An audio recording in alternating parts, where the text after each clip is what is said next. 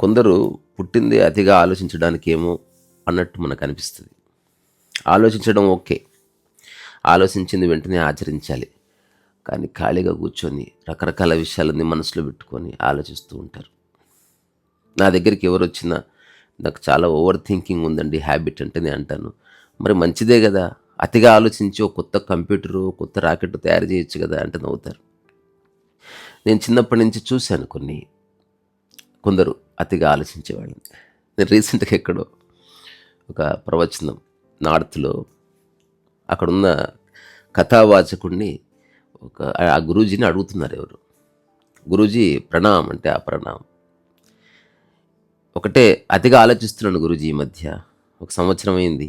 అంటే దేని గురించి అతిగా ఆలోచన అంటే ఇప్పుడు ₹1,00,00,000 బ్యాంకులో వేసుకుందామని, ఎందుకంటే బ్యాంకులో వేసుకుంటే 70,000 వడ్డీ వస్తుంది.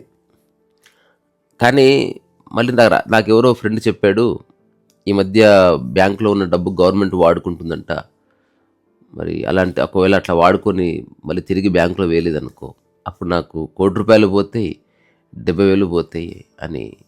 సో అందుకని నాకు ఎటు నిద్ర పట్టట్లేదు, విపరీతంగా ఆలోచన వస్తుంది అన్నాడంట. తర్వాత ఇంకొకటి బంగారం కొనుక్కుందామని ఇంకొక ఫ్రెండ్ చెప్తే, బంగారం కొనుక్కుంటే మళ్ళీ దొంగల భయం, నాకు ఏం చేయాలని అర్థం కావట్లే. అప్పుడు ఆ గురూజీ అడిగాడు, నిజంగానే అది సరే ఇప్పటివరకు ఎంత డబ్బు పోగైంది అన్నాడంట. నేను ఇంకా చదువుతున్నానండి, డిగ్రీ థర్డ్ ఇయర్ అన్నాడంట. అంటే నువ్వు ఇంకా రూపాయి సంపాదించలేదు, కానీ అప్పుడే ₹1,00,00,000 గురించి ఆలోచన, అది బ్యాంకులో వేయడము, దాని వడ్డీ రావడము, బ్యాంకు డబ్బులు ఎత్తుకపోవడము, తర్వాత బంగారం కొనడం. నువ్వు మామూలుడివి కాదురా బాబు అన్నాడు. సో థింకింగ్, అలెన్ వాట్స్ దీని గురించి చాలా బాగా చెప్తాడు ఆయన. అదేంటి థాట్ అండ్ థింకింగ్ అంటే టిక్ టక్ టక్ టక్ టక్ టక్ టక్ టిక్ టక్ టక్ టక్ టక్ టక్ అట్లా. సో థాట్స్ వస్తాయి మనిషికి. మరి ఓవర్ థింకింగ్, నేను చాలాసార్లు నా దగ్గరకు వచ్చే వాళ్ళని అడిగితే ఆశ్చర్యపోతారు, నిజం కదా, ఒకటే ఆలోచనలు అండి పొద్దు నుంచి రాత్రి వరకు. నీకు వచ్చే ఆలోచనలు 5-6, అవే రిపీటెడ్గా వస్తున్నాయి. నీకు ఎక్కువ ఆలోచనలు ఎక్కడికి వస్తున్నాయి. సో మనకి ఈవెన్ చాట్ జీపీటీని అడిగిన మనిషికి 50,000 నుంచి 1,00,000 ఆలోచనలు వస్తాయి.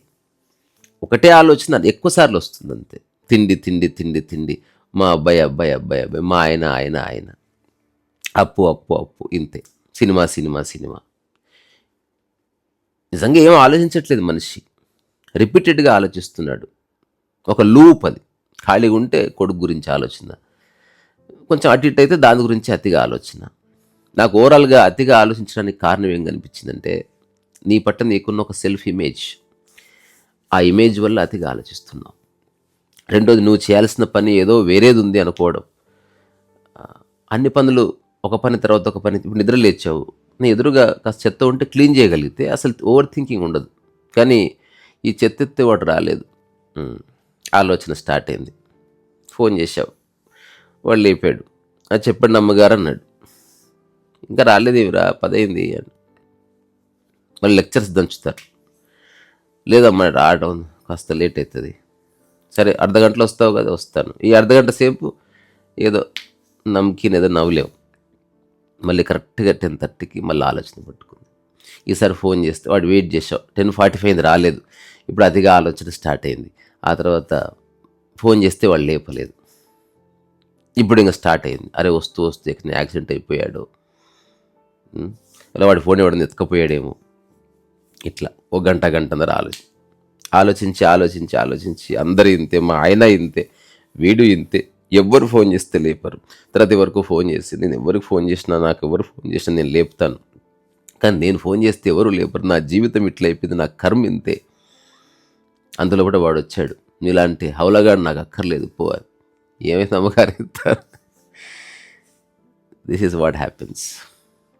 ఓషో ఓవర్ థింకింగ్ గురించి ఒక మంచి కథ చెప్తాడు. ఓ రైల్లో ఇద్దరు ప్రయాణం చేస్తున్నారు, ఒక యువకుడు తర్వాత ఒక 55-year-old మ్యాన్. యువకుడు అడిగాడంట, ఆ 55-year-old మ్యాన్ చేతికి వాచ్ ఉంది.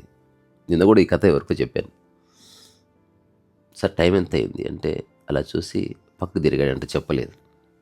సార్ మిమ్మల్ని టైం ఎంత అయింది అంటే చెప్పలేదు. ఓహో వినబడలేదేమో అని కాస్త గట్టిగా అడిగాడు. అప్పుడు అతను అన్నాడంట, నేను టైం చెప్పకపోవడానికి ఒక కారణం ఉంది. ఏమిటా కారణం అంటే, నేను టైం చెప్తాను, నువ్వు వింటావు, తర్వాత థ్యాంక్ యూ చెప్తావు, నేను నో మెన్షన్ అంటాను, తర్వాత ఎక్కడ సార్ మీది అంటారు, ఆ తర్వాత నన్ను హైదరాబాద్ అంటాను, ఆ తర్వాత హైదరాబాద్లో ఎక్కడ అంటే ఏదో ఏరియా చెప్తాను, అయ్యో అది కూడా మా ఏరియానే అంటావు, ఆ తర్వాత ఎక్కడ రోడ్ మీద కనిపిస్తావు, ఆ తర్వాత నమస్తే సార్ టీ తాగుదామంటావు, ఆ తర్వాత నేను నిన్ను పిలుస్తాను, ఇట్లా ఆ తర్వాత నువ్వు మా ఇంటికి వస్తావు, నాకేమో ఒక యవ్వనంలో ఉన్న కూతురు ఉంది, నువ్వు దాన్ని లైన్లో పెడతావు, లేదా నీ మంచి ప్రవర్తనకి ఆ అమ్మాయి లైన్లో పడవచ్చు, ఆ తర్వాత మీరిద్దరు లేచిపోయి పెళ్లి చేసుకోవచ్చు, ఆ తర్వాత నా జీవితం సంకనాకపోతుంది. ఒక్కటి గుర్తుపెట్టుకో, సరే మీరు పెళ్లి చేసుకున్నారు, కానీ నీలాగా ఒక వాచి లేని అబ్బాయికి అయితే నేను నా అమ్మాయిని ఇచ్చి పెళ్లి చేయను అన్నాడంట. ఇదంతా ఓవర్ థింకింగే.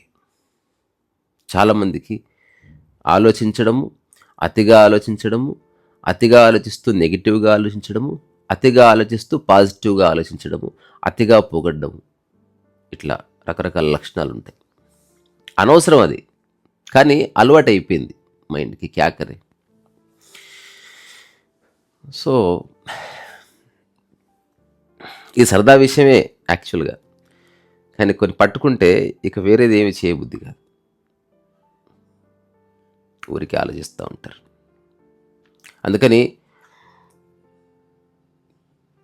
ఎవరి మీద ఆధారపడకుండా మన పనులు మనం చేసుకోవడం కనుక ఒకవేళ అలవాటు చేసుకుంటే కనుక అసలు ఓవర్ థింకింగ్ అంటూ ఉండదు, అంత సమయం ఉండదు. చక్కగా ఎప్పుడన్నా పడుకో, అది నీ ఛాయిస్. కానీ లేచిన దగ్గర నుంచి పడుకునే వరకు అట్లీస్ట్ కొంతకాలం ఇది ఎవరైనా సాధన చేస్తే చాలా బాగుంటుంది. ఏ పనులతో నువ్వు సంబంధం కలిగి ఉన్నావో ఆ అన్ని పనులు నువ్వు చేయాలి. నువ్వు తింటున్నావు కదా అంటే వంట చేయాలి, గిన్నెలు కడగాలి, అట్లా. నువ్వు బట్టలు వేసుకుంటున్నావు కదా, నువ్వు ఉతుక్కోవాలి, ఇస్త్రీ కూడా చేసుకోవాలి. ఇంట్లో ఉంటున్నావు కదా, ఇల్లును క్లీన్ చేయాలి.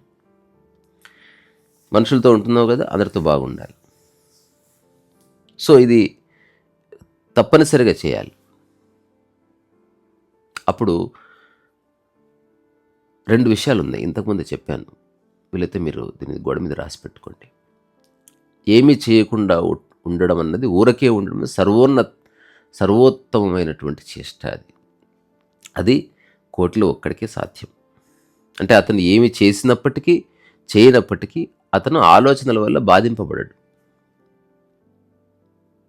ఇప్పుడు ఉదాహరణ, నేనున్నాను అనుకోండి, ఏమీ చేయకుండా నా జీవితకాలం నేనున్నాను, నాకే సమస్య లేదు. అంటే నాకు ఎప్పుడు ఈ ఆలోచనలు పట్టుకో, సమయం వృధా అయిపోతుందేమో, నా జీవితం వేస్ట్ అయిపోతుందేమో, నేను చాలా చేయదగ్గవాడిని, ఏమీ చేయకుండా అయిపోయాను, ఇవన్నీ అట్లా.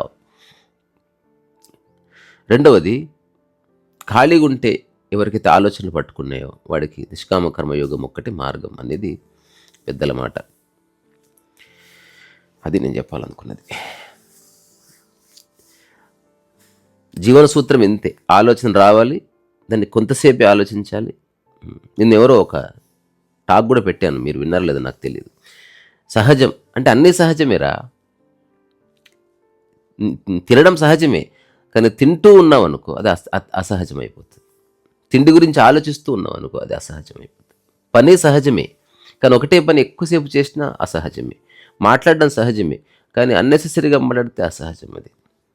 అట్లా బట్టలు వేసుకోవడం సహజమే, కానీ అడ్డగోలుగా వేసుకుంటే అసహజం అది. మేకప్ వేసుకోవడం సహజమే అనుకుంటే అతిగా వేసుకుంటే అసహజం అవుతుంది. అట్లా.